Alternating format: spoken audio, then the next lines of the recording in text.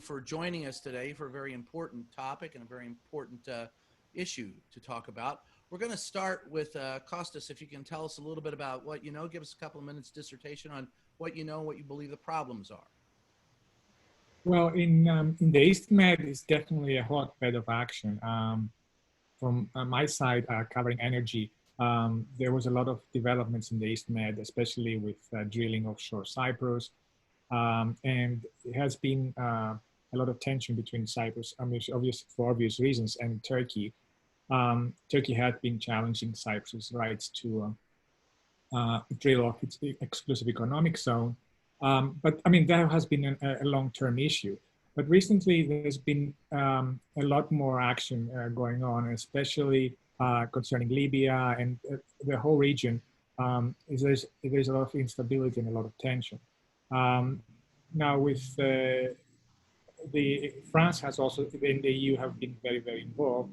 And we saw recently President Macron hosting a summit, especially to discuss Turkey and especially to discuss the issue of the East Med. And everything from migration to energy to issues of stability in Iraq and Libya and so on and so forth. Now we saw that this week also Egypt, Israel, Greece, Cyprus, Italy, and Jordan, they signed the East Gas, the East Med Gas Forum. That has been a new organization that's supposed to be a player in the region. It's also a political group as well as economic, because they tend to, they want the long-term exploitation of oil and gas reserves, but also to bring stability in the region and as well as discuss Mediterranean issues. With Turkey, there's been a lot of tension recently with NAFTEX that they have issued, especially concerning between Greece and Turkey. The reason is not so much about oil and gas, as much because especially after COVID-19, the prices have fallen and a lot of the majors have left the region, as much as Turkey actually throwing its weight around and actually establishing its position and claiming areas of its interests. So it's definitely a region to keep an eye on, and definitely we're going to see a lot of developments, I think, in the near future. Thanks, Kostas. Andrew, what do you bring to the table and what do you think the issues are? Well, first, I'd like to thank and congratulate the organizers of this session and the expert panelists, because it's my belief that this is extremely historically important, these transformations in recent years in Turkey, but also to anyone who cares about democracy, freedom, civil liberties. They're extremely dangerous developments, and they're also hugely underreported, at least in the United States media. So yes, this is a rare and very important attempt to focus on these developments.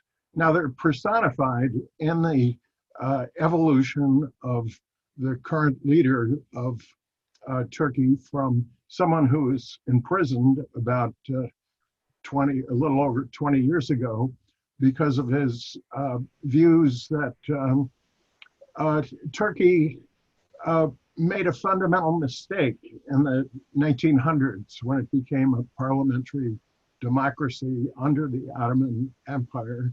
And then more recently, about a century ago, when it had a non-religious leader, Kemal Ataturk, widely considered the founder of modern Turkey. And many of the Western powers, including in the United States, have looked on Turkey as their kind of ambassador to the Islamic and other countries in the Middle East. And they've pointed to Ataturk and the membership of Turkey in NATO as a sign of potential progress, ambassador to that region. But to have a leader who ascended to power with a less than 52% majority vote, who's turned into a dictator, is extremely important and dangerous, particularly because his crackdown in Turkey has coincided with wars and other, let's say, outreach throughout the region. And also, it's important to note that this is a development with worldwide parallels. And in fact, a colleague of some of us at the National Press Club, Wayne Madsen, has just issued a 60-page report that I'll draw on for some of this conversation, in which he puts Turkey into a worldwide network of neo-fascist countries, comparable actually in many ways to the original fascists of the World War II era. And the most dangerous aspect of this, I'll underscore, is that as we look around the world, we see an absence of countervailing powers. I mean, Hitler, Tojo, Mussolini were fought by the United States. Who's the opposition? Hold that thought for just a second. I want to get Saeed in on this, and then we've got some questions. Saeed, tell us what you think the issues are and what you bring to the table. Thank you, Brian, and I'm honored to be with Kostas and Andrew. Well, Turkey is a very, very interesting country. It is a big country. It is a powerful country, as everybody knows. It has the second largest military in NATO, and it has a great deal of influence in the region, and it has played it or playing it to the hilt in the last few years. And it really, as you know, as we saw, I mean, Andrew spoke about the rise of Erdogan, and that's a very interesting story in and of itself.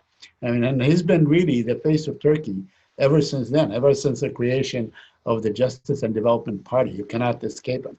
And he's a very strong man. He likes that characteristics. He exercises it quite well. And, you know, when the Turks found themselves, you know, disenchanted with Europe in many ways, because Europe kept rejecting them, they moved, you know, downward and eastward and across the Mediterranean. And that's exactly what they're doing. They have a great deal of influence. They're becoming a major broker, you know, in the region. We see them in Libya, you know, assert their power and achieve lots of goals for what they call their national security interest. We saw them in Syria. So, Turkey has been a major player in the Syrian civil war. It has aided the opposition, all kinds of oppositions, but you know, the more extremists, the better, as far as they're concerned. They aid Idlib today. They aid the, you know, Jabhat Tahrir al-Sham, al-Nusra, you know, which is really a terrorist organization in Idlib, and they maintain that. Basically, there's a self-governing autonomy under the, you know, under the custodianship of Turkey. And it has, you know, it has invaded, sent incursions into Syria at least 3 times in the last few years. And, you know, it's a far cry from where Turkey was, let's say, in 2010 and 2009, when it would export to the Arabic world, you know, just these shows and theories and television thing. Now it is exporting, you know, military and all these things. And finally, I just want to, you know, it is not a power to be dismissed, or a right that is likely to change anytime soon, because what we will probably see for the next many years, or for the next decades possibly, that the Justice and Development Party will remain in power, because they have basically created a whole system that will ensure their ascendancy to power at all levels in Turkey, and that will give them a great deal of leverage in the region. We see them trying to broker, you know, or to be the arbiter in the Middle East. They're working with Russia at one time, opposing Russia at other times, and so on. They have bases in Somalia, bases in Qatar. They work very closely with the Qatari, wealthy regime and so on. And now, most recently, and today, as a matter of fact, they are hosting the Palestinians, which, everybody has failed to bring them together for national reconciliation. But with Abbas being abandoned by everyone in the Arab world, he's turned to Turkey. Thank you. Thank you. I would like to remind those of you in the audience, if you'd like to forward a question to us, use your chat option, type out the question. I'll forward it to our panelists.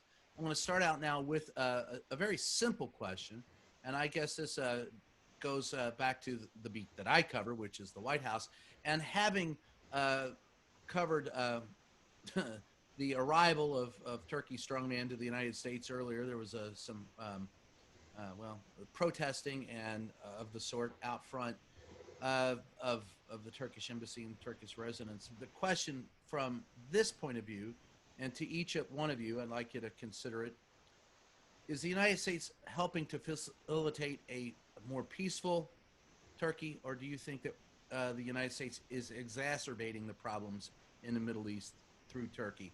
And we'll start with Saeed first.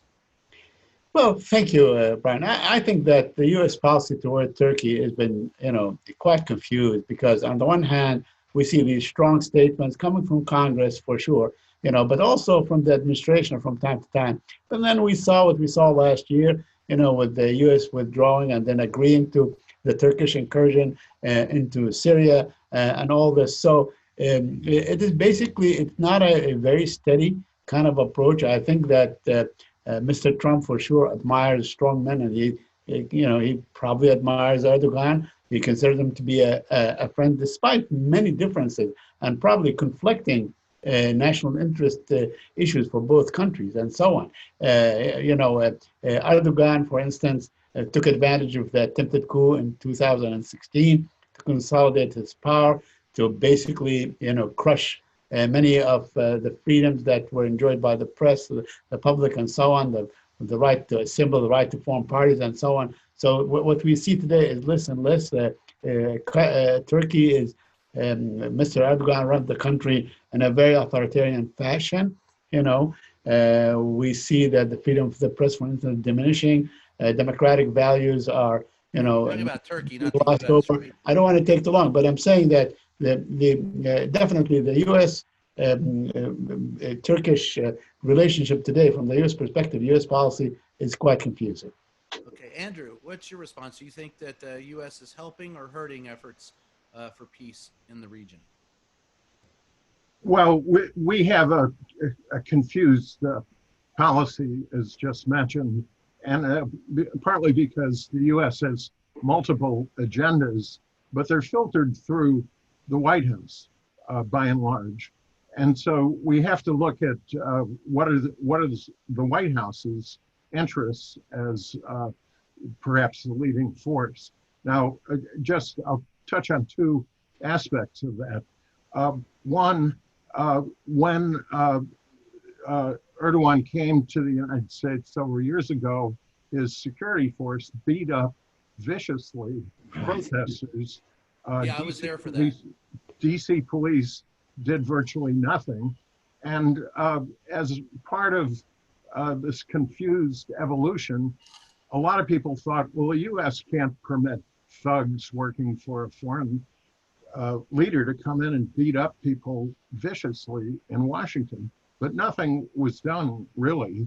And that goes back to the White House. Another very important aspect that I'll just touch on briefly for now, but it's historically momentous, is that the National Security Advisor for the Trump administration, Michael Flynn, was an unregistered lobbyist, paid hundreds of thousands of dollars, actually more than he got from Russia. And his assignment, as best we can tell, was to help the leadership of Turkey facilitate the extradition, the kidnapping, whatever you call it, of a rival leader, Gulen, back to Turkey, where he doubtless would have been executed. And so with President Trump, a huge ally of Michael Flynn, and this kind of relationship in the background that obviously neither the White House nor, curiously, uh, special prosecutors or other investigators, they focus on Russia, but in some ways, this Turkish connection to the Trump White House through General Flynn is at least as well documented and perhaps at least outrageous. Kostas, thanks, Andrew. Kostas, I'd like to get your take on this. What do you think the United States, you're sitting in Athens, as you said, closer to the field of fire than any of us. Your reaction from over there, is the United States helping or hindering the efforts for peace there in the region? Well, we've seen an increased involvement in at least recently. We saw that today Secretary Pompeo met with the Archbishop in Washington, D.C., actually, in your town. Yep. And there were some strong statements there about Turkey. It's also close to the election, so obviously, they're looking out to the electorate there. But I think the U.S. Is looking to get even more involved, because if there is a void, that void would be filled in the best scenario by the EU, which is we've seen increased interest from Macron.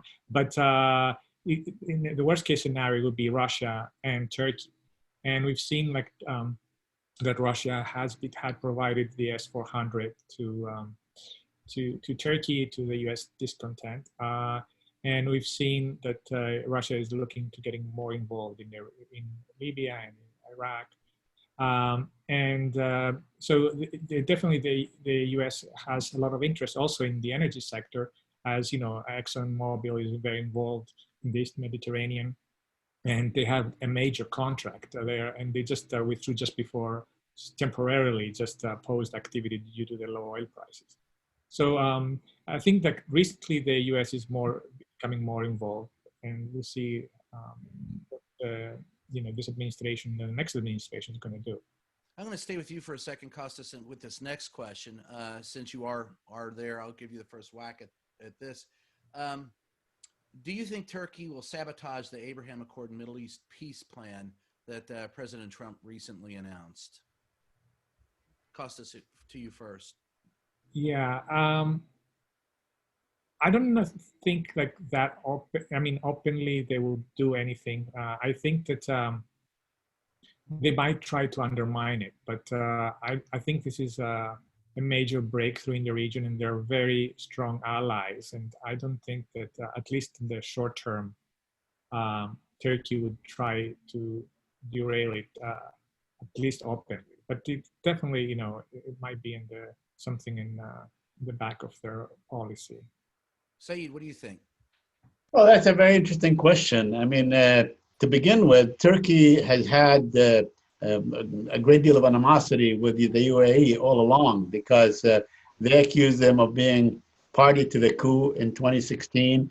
They're fighting them in Libya. I mean, physically fighting them. They're hot or kind of fighting in Libya over territory, and on the ground and so on. And for sure, Turkish rhetoric on the side of the Palestinians, of course, has been steady and has been consistent all along. And they issued a very strong statement condemning the Abraham Accord.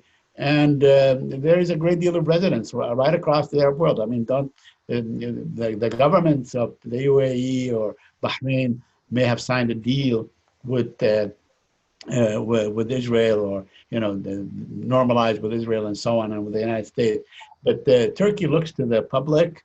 They look to the Arab publics.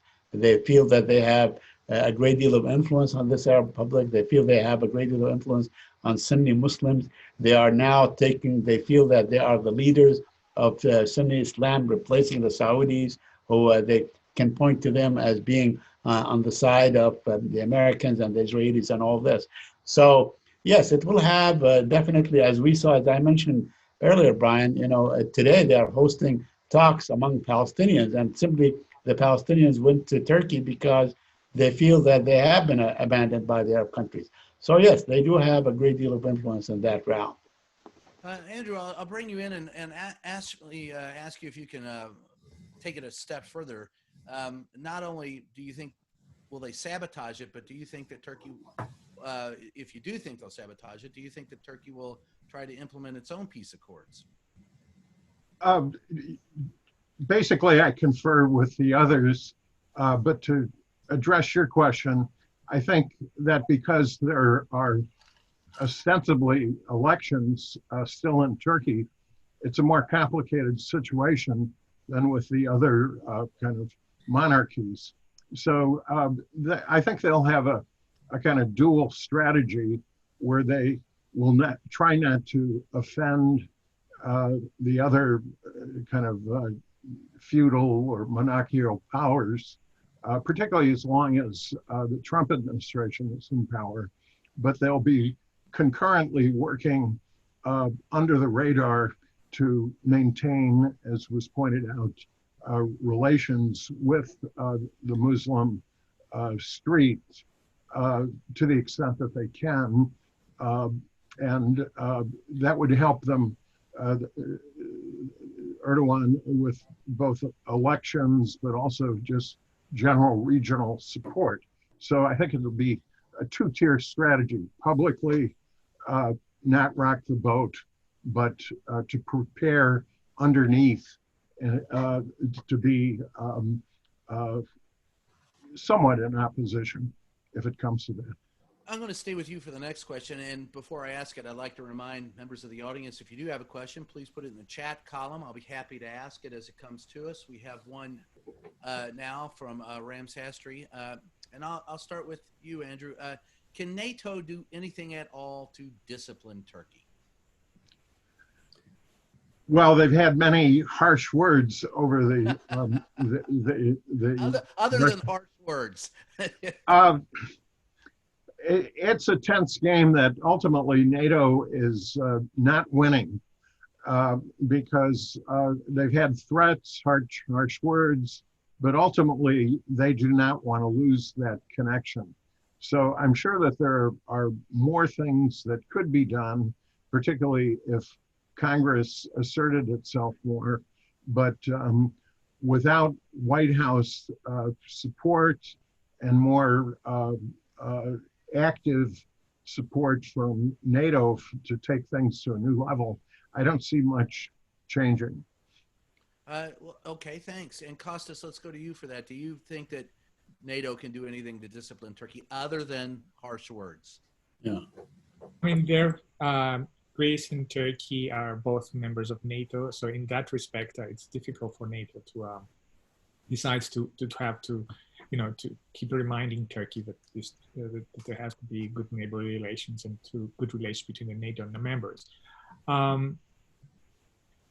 It's difficult. I mean, as far as the U.S. is concerned, I mean, obviously they can extend pressure on Turkey, but through NATO. But as NATO is, I think it's going through its own existential crisis right now, and it's difficult as an organization to be very, firm on Turkey, especially when they have issues in Eastern Europe and regarding Russia and China.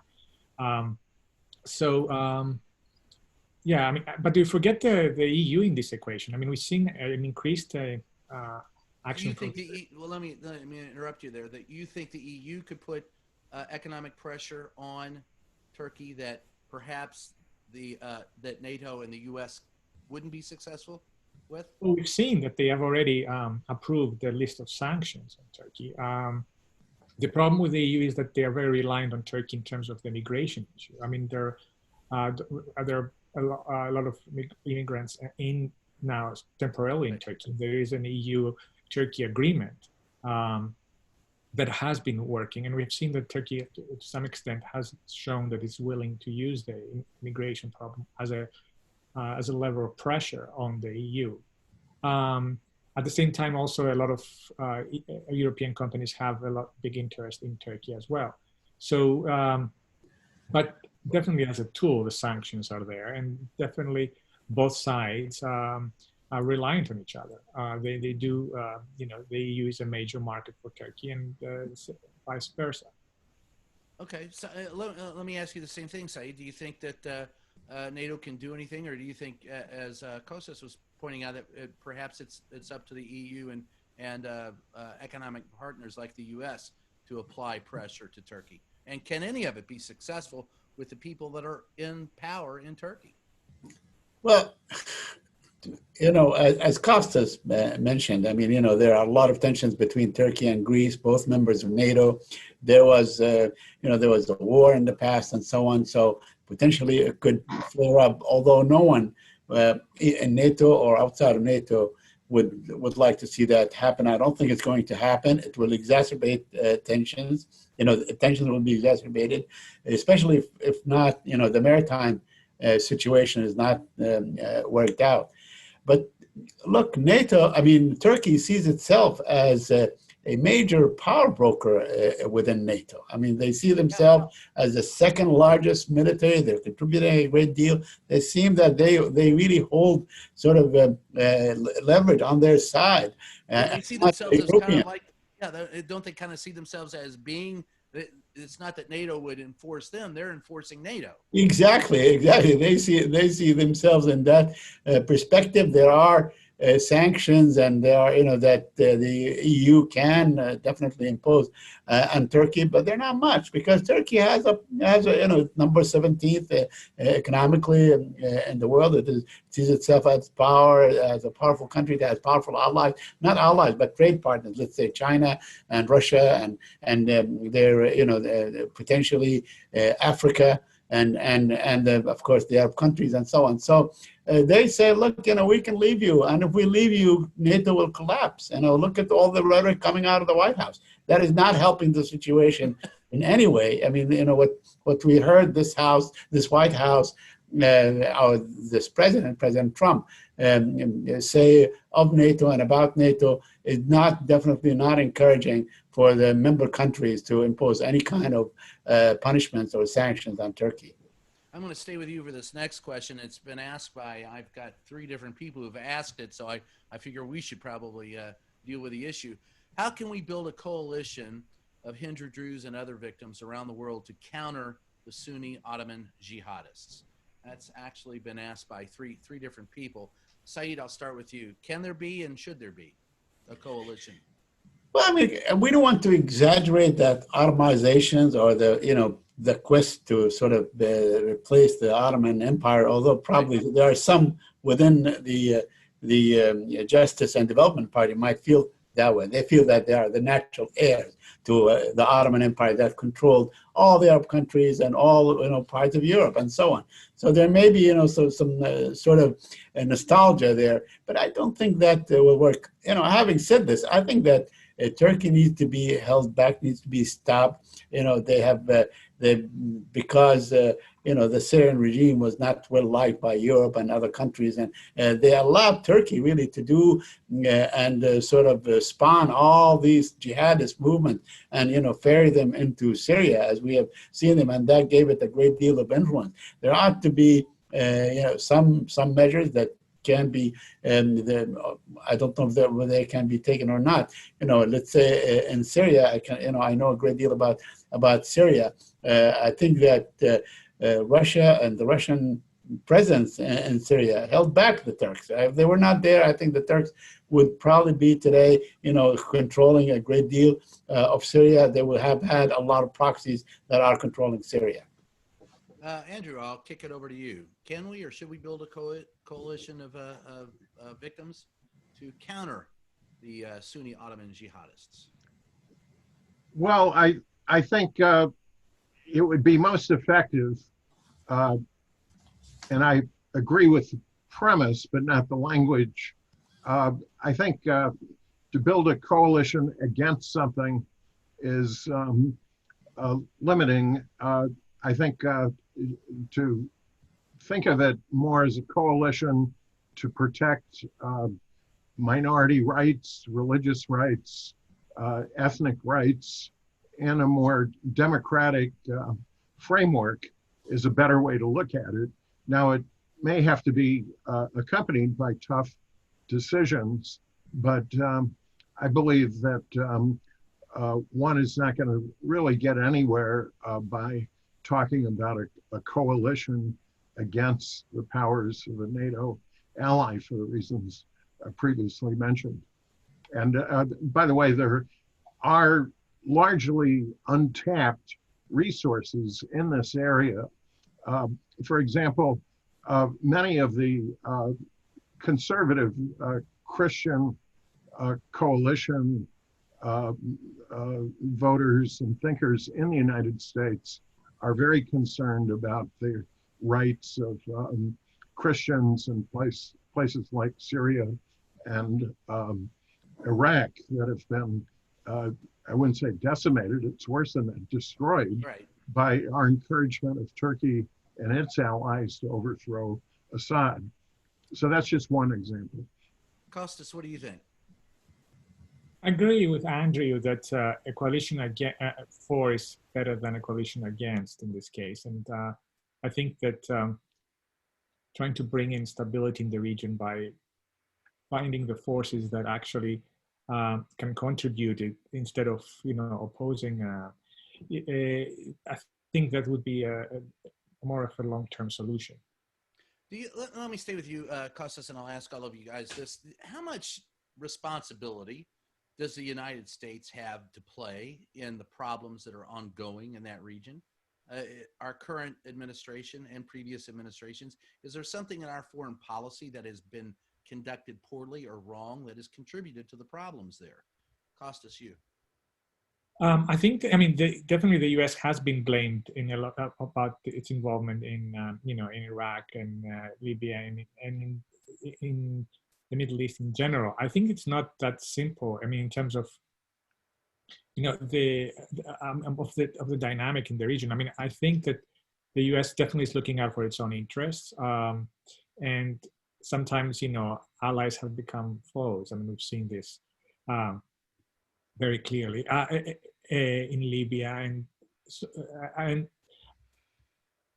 I think the thing that it's not like the previous mistakes. The reason is what's going to happen is to look at what's going to happen in the future and what can the U.S. do to bring stability in the region. I think that the accord recently with the UAE and Israel, it is a step in the right direction. Well, let me ask this: when you say what we do in the future, do we have any credibility to do anything in the future in a positive fashion, or have we cashed in that chip with our past actions? Is our credibility a problem there? It's definitely a problem, but I think it can be improved. This is an ongoing. We've seen, now even with this administration, we've seen the Secretary Pompeo's recent efforts in the region. I think there is a lot of suspicion, definitely, but let's see what happens between now and the elections, and then with the new administration, whether it's the new one or, the Biden folks. I think the U.S. cannot be relying on who's the president, but there has to be a clear policy in the region, the Middle East in general. Saeed, I saw a grin on your face as we were talking about this. What's your thought on the matter? Well, look. Talk turkey. I'm sorry? Talk turkey. Be blunt. We'll talk turkey. I agree with what has been said about how you can basically bring in some pressure or create a coalition for Turkey rather than against Turkey. Right. That's not going to work. We can focus on some issues like democratic freedoms, minority rights, all these things. That is really the way to go. But also, we should not play any kind of religious card or anything like this, because that is only going to give Turkey a great deal of credence. Certainly our credibility, or the U.S. credibility, has been compromised over the past few years, because on the one hand they raise their voice, on the other hand they allow they give the green flag or the green light to the Turks to do whatever they want. I understand that Turkey has been a major ally of the United States all throughout the Cold War and so on. But now you have to look at what Turkey is doing, and it's doing a lot of serious stuff. For instance, buying the 400, the S-400 system and so on. Threatening basically with with Russian weapons. Possibly NATO kind of equipment and so on. So all these things, when we consider, what we ought to do or what should be done and how to approach Turkey should be taken into consideration. Now, keeping in mind that Turkey also may be biting more than it can chew. Keep that in mind. Yeah, that's a good point, and I'll follow that point. But first, I want to give Andrew the opportunity to weigh in there on the U.S. credibility, and what do you think? Are we helping or hurting?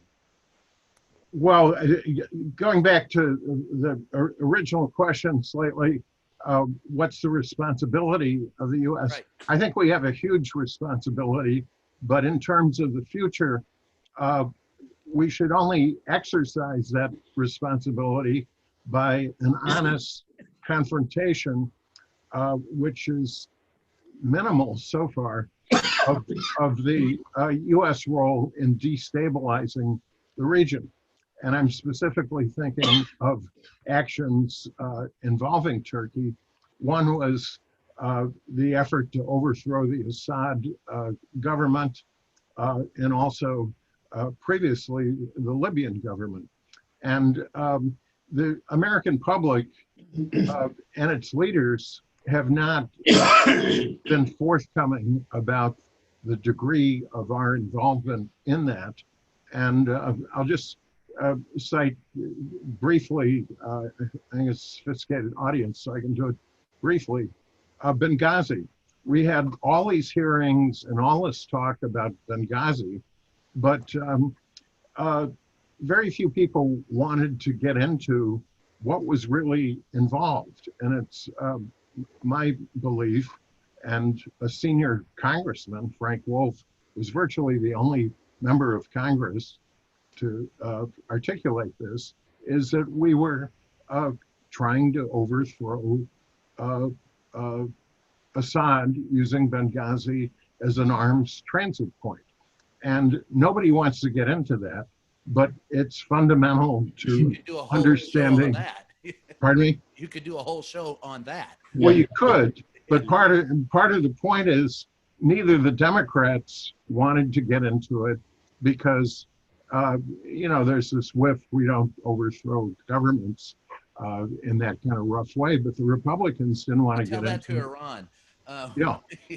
We've done that before. Right. But at any rate, just to sum up my point, is we do have a responsibility, but we shouldn't be trying to exercise it willy-nilly without confronting why we have a responsibility. Let me stay with you for this question. This is also comes from a couple of people, and I've thought about this often myself. What does the current pandemic, how has it affected relations in that region, and how do you suspect that it will affect relations going forward? Andrew, I'll stay with you on this.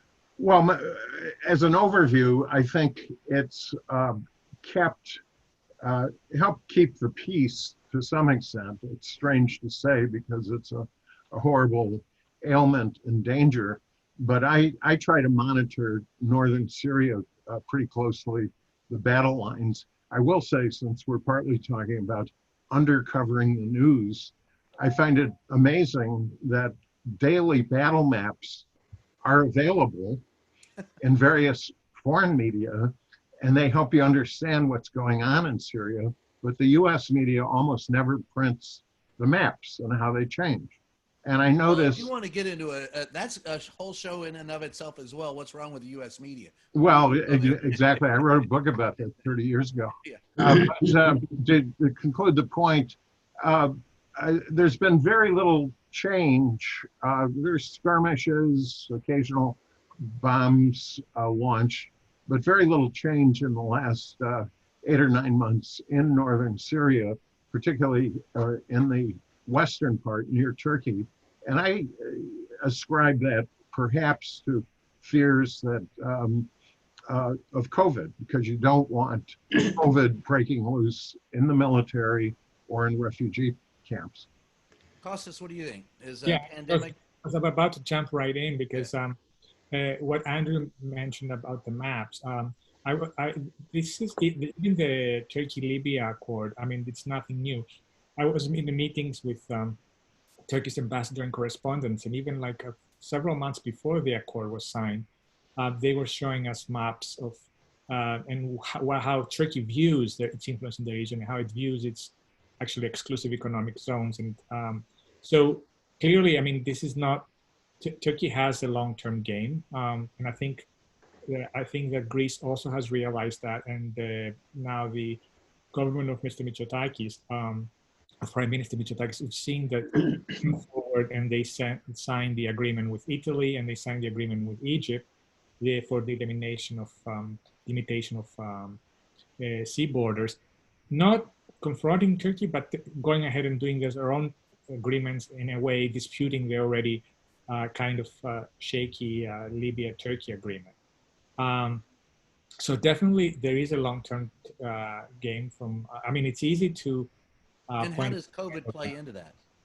Excuse me? How does the pandemic play into that long-term picture? I think that a lot of, especially in the beginning, the world was a little distracted with COVID, and I think in the beginning they weren't paying attention as much as to Turkey's actions. Same thing as was happening with China. Right. I think it put the geopolitical game in the back burner for a while, and countries would have an agenda they were pursuing, even using COVID as their own tool to advance their own interest. Saeed, what do you? Let me get Saeed to jump in on this as well. Saeed, what do you think? You think that the pandemic has had an effect? Absolutely. I think it's a disaster in the making, and it's not being attended to enough, especially in northern Syria. Well, the pandemic is a disaster in the making in the whole of Syria, but in particular in the refugee camps in northern Syria, among the military. Nobody really knows what's going on. No one has talked about it. The Syrian government either does not have access or ignores it willfully. The Turks are doing the same thing. I think there ought to be more attention paid to this, because you have to watch out. Once the spread of the disease takes hold of these vulnerable communities, basically with no available medical care or testing equipment or anything like this, any of the stuff that you need to have to control this pandemic, I think we're going to have a major disaster. And speaking of major disasters, I'll stay with you for this. With Turkey's growing influence over Pakistan, the question is, do you feel the Pakistani tactical nuclear arsenals could get into the hands of Al-Qaeda affiliated groups? Yeah. I assume you're talking to me, right? Yes. Okay. Well, it's very interesting. You probably listened to Erdogan's speech the day before yesterday at Anga, and he mentioned Kashmir. He's basically, took the Pakistani position on Kashmir. And there is an alliance going on here. If we look at the entrenchment of alliances, we can see that Turkey and Iran are coming together. Probably countries like Qatar and so on. Syria, Iraq potentially can be part of this alliance. And then what we have on the other side, we have the Saudis, the Gulfis, all of them, and so on, Egypt, the Emiratis, and Israel. So we are seeing the outline of two major alliances taking place, and Pakistan definitely will do very well to establish good and strong relations with the alliance that includes Iran and Turkey. So you say yes, it could fall into. Yes, absolutely. Andrew, I'll next with you. What do you think? You think that could happen? All things are possible. One of the concerns is who's in power, who opposes it. I'll just take a broader view. We have a U.S. public that's much less informed and caring about foreign affairs. So if something goes wrong with the world, there doesn't seem to be a constituency to care much about it and fight. I'll just give one quick example. I'm now just over 70, but even as a kid, kids would know the names of people like Nkrumah, Mobutu, Nasser. We didn't know much about what they stood for, Dag Hammarskjöld, but people, at least in the US, are not thinking about these problems. So if they arise, who is there to help prevent catastrophe. Costas, what do you think? Do you think it could fall in the hands of Al-Qaeda affiliated groups? Yep. Saeed, was, Yeah, Yeah, so you had something to say. I just want to say that, because I didn't hear the part about Al-Qaeda before. I don't think, look, Pakistan has had nuclear weapons since the late 90s. They have not fallen into the hands of Al-Qaeda affiliates during all that time. That was really quite tumultuous. So that is not likely to happen, although an alliance between Turkey and Pakistan and Iran could potentially be honed and could potentially create like a counter alliance. Costas, any thoughts on Yeah, that? I agree with both. I mean, mostly it was Said and Andrew, but he's right. I mean, this is not. I mean, I follow nuclear weapons quite a bit, and I've been to Russia many times. And the Pakistan. I think the likelihood of Al-Qaeda groups getting a hold of Pakistani nuclear weapons is very, very small. I mean, for the sake of Pakistan, in terms of the security they have, I think it's very difficult for that to happen. I think the world is mostly concerned with Iran now, and I think Iran has been steadily looking to. I mean, I think the U.S. is right in the sense of that new limits have to be imposed, and I think that the IA has to look at it closer to Tehran's actions, and also in terms of potential alliance between them, Iraq and Turkey. We've got one last question here, and I'm gonna ask you guys to follow up with a summation, but. There's one country, and I'm going to ask it because that's where my grandfather's from. There's one country that always seems to be overrun by either the Turks, it's Syria, it's Jerusalem, but Lebanon sits right in the middle of all of this. Do you think that Lebanon is safe from the vicissitudes of the current turmoil, or will be swept away as it has been in the past? Saeed, I'll ask you. Well, Lebanon is in the eye of the storm, Brian, on all fronts. I mean, and Turkey has been trying to exercise more influence. Turkey did not have a great deal of influence in Lebanon in the past, but now potentially there is room and there is potential there for Turkey to be influential. But Lebanon is stands on a powder keg today. We have seen, there's governance issues and problems. There are corruption problems.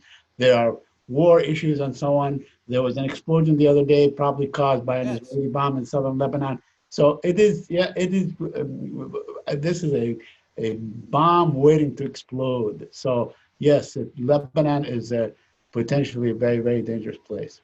Costas, what do you believe? I've seen reports, I think, over the last few days that Turkey. From Saudi sides that maybe Turkey is moving into northern Lebanon, at least in terms of influence. I mean, I think definitely it's Lebanon. It's back to that can destabilize the whole region. I think we have to keep an eye on actions there. Definitely. I mean, I think essentially Lebanon is a failed state as well as as we've seen.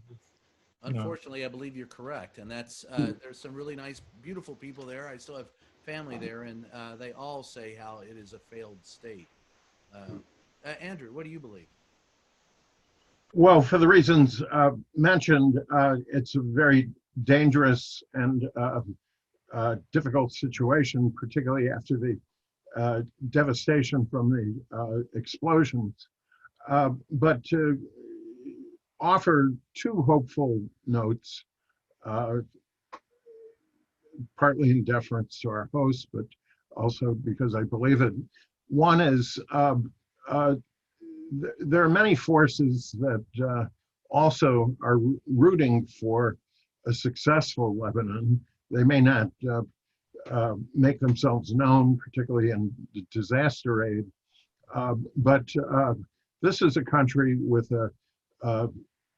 many centuries or millennial tradition of trading in a maybe I'm being too benign here, but in a useful manner.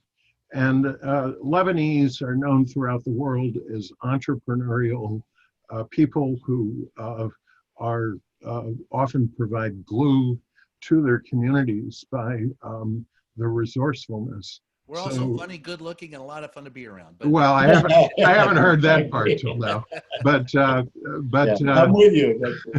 but it's my hope that with these, really horrifying situations, that it will again reemerge successful, and a lot of people are rooting for it to happen.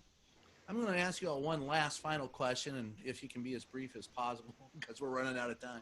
But I guess as we end this, do you see cause for concern or cause for hope, or both, in this region?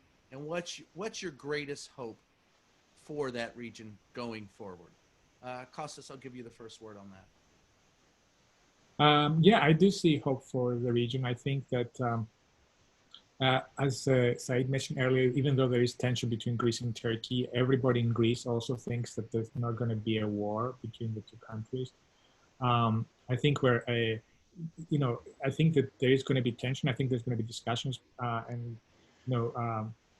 geopolitical interests, but I think that we've seen a lot of initiatives also. I mean, we've seen President Macron 2 days ago discussing with Erdogan all these issues and telling him that they cannot threaten EU member states. So I think that, at least now it's the time of dialogue, and I think that nobody can ignore the elephant in the room, and they are actually openly addressing the issues in Turkey and the East Med. Andrew, I'll let you have the next word. Well, I'll concur with that and just add that perhaps because my chosen career is reporting, it's my hope that discussions, bringing out the secrets, the hidden incentives would help people understand one another. And a lot of it's pretty ugly, but it's my hope that as people get to know more, that people can reach more of an understanding, even if knowing more is quite often knowing more about horrible, disgraceful matters. That's true. Saeed, I'll give you the last word. Yes. Thank you. Well, priority number one should be ending the Syrian civil war. That conflict had to end and end immediately, and the Turks should get out of Syria. Second, yes, I do have a great deal of hope within me. I'm a hopeful kind of guy, optimistic. I believe that the elements that now plague Iraq, Syria, and Lebanon can be brought together, and actually there are resources among these three countries. If conflict is neutralized, there are resources where actually so many things and so many commonalities and so many things that can basically provide not only stability but also opportunity for all these countries and in fact there's prosperity. That's a great hopeful note to end on, and as I am also hopeful, I'll extend I hope that the situation works itself out for the better for everyone, including all my friends and family who are still over there. So gentlemen, I appreciate you joining us this afternoon for a wonderful and fascinating and quite honestly a very enlightening discussion on the problems in Turkey and the Middle East. I'm your host, Brian Karem. Once again, thanks for joining us and have a great day. Thanks, Brian. Thank you. Thanks.